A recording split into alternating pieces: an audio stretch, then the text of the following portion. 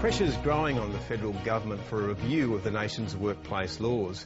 Businesses of all sizes, industry bodies and economists have told 7:30 the system lacks flexibility, and they fear Julia Gillard's re-regulation of the industrial landscape could cause serious problems in another downturn. As Hayden Cooper reports, the Reserve Bank Governor says he's getting the same message.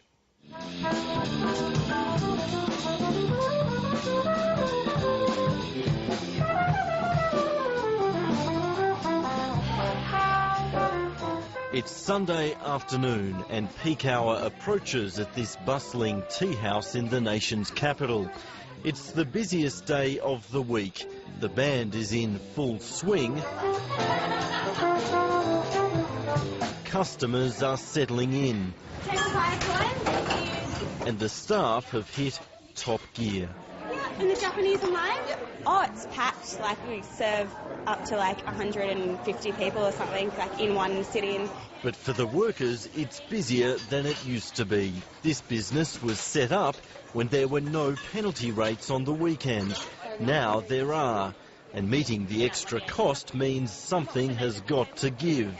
And the staff are doing more with less. There has been like a kind of a noticeable change in how many people are working, and we've had to like cut back on like the longer shifts and less people working, which has been a bit of a struggle because, like, as you can tell, it gets kind of busy, so it's a bit hard.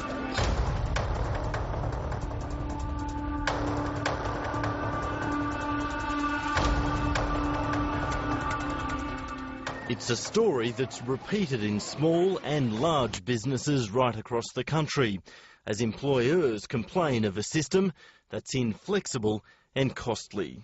It hasn't worked at all. You know, I don't think it's it hasn't helped the client, it hasn't helped the employee, it hasn't helped the employer. It's just hurting the people that it's designed to help, and it's ridiculous. When we saw the new IR laws a couple of years ago, we thought they were a throwback to the Keating era, but the more we get into it, we find it actually even goes back further than that, to the 70s and 80s. So would you call your award modernisation program a success? It's been an outstanding success. So how long have you been in business here for? Dad started in 1966, so still going. Scott Norris employs 140 people at his 4-decade-old cleaning business. And how do the workplace laws today compare with the old ones? Since I've been here since 1990, working for Dad, and yeah, they've just progressively got more strict and less flexible. But probably nothing as bad as they are now. They're certainly a lot worse now than they ever were. His complaints with Canberra's laws are varied, but the biggest change for his business under the new Fair Work regime means the manager can no longer offer a second shift to an employee without paying overtime. It's just got to the stage where we're just having to tell staff that they can't do extra work because we can't afford to pay them, because the client's not going to pay overtime rates and the higher rates. The higher cost of labour is putting a squeeze on the whole business and on the workers, some of whom are desperate for more hours, even at the standard rate. But with new employees, they work 7.6 hours maximum, and we can't offer them any more. So they either go and work for somebody else as a second engagement, or they go hungry. And there's really no real middle ground for them within the one company. Inaugural sitting of Fair Work Australia. Industry awards were harmonised across the nation last year, and it's now 2 years since Fair Work Australia was established by the then Minister and now Prime Minister. Your Honour, I have every confidence that Fair Work Australia will serve our nation fairly and effectively in the years to come. But is it fulfilling the promise? The current Workplace Minister believes it is. Do you concede that your workplace relations laws are causing real distress for many small businesses? I don't accept the general proposition. It is true that retail is doing it tough at the moment, and I know that's putting pressure on some small businesses. But I suppose I don't accept the fundamental proposition that workers should have their take-home pay reduced as a solution to those problems.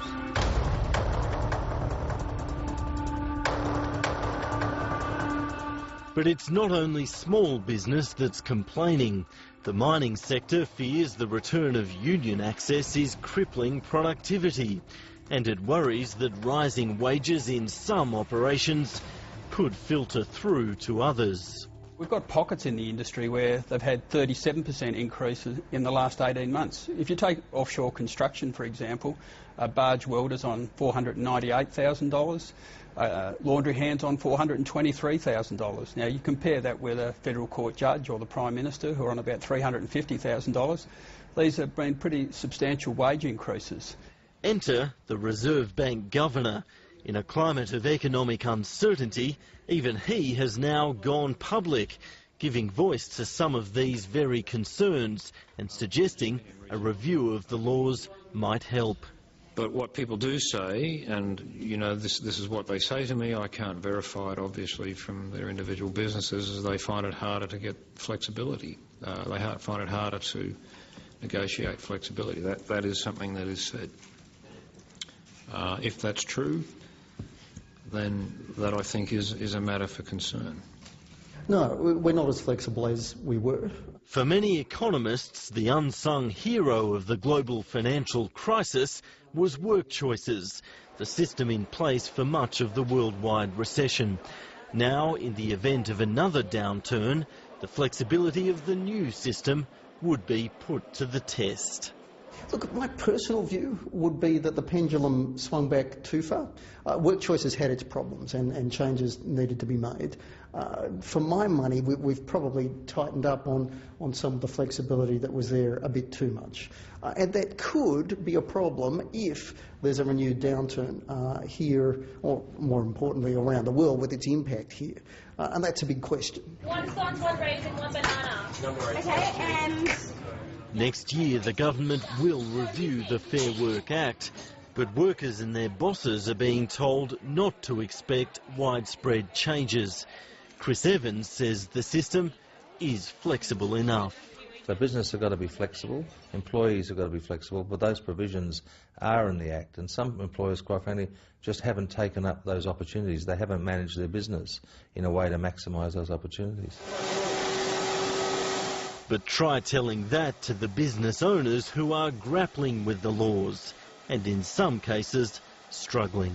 Yeah, look, it does make it hard, and it makes it unpalatable to run a business, and you know, the thought of walking away from it crosses our mind from time to time, because you're just under so much pressure from everybody. As for the staff, it seems not everyone wants penalty rates if it means fewer hours as a trade-off. I think it's a bit unfair, really. I mean, paying someone $40, $50 to wash dishes for 6 hours, I think it's not quite justifiable. I'd much rather work more hours and get paid less. I didn't even know what I was on beforehand, because I was just happy to come in and get some hours, so it didn't really affect me that much. But now it's sort of, they have to be paying people extra to stay on, so now a few of us are sort of getting shifts cut, which is a bit annoying. Striking the right chord for all is virtually impossible. But the question remains, is this the best arrangement for the economic environment, the right tune for the times? On that, the audience is divided.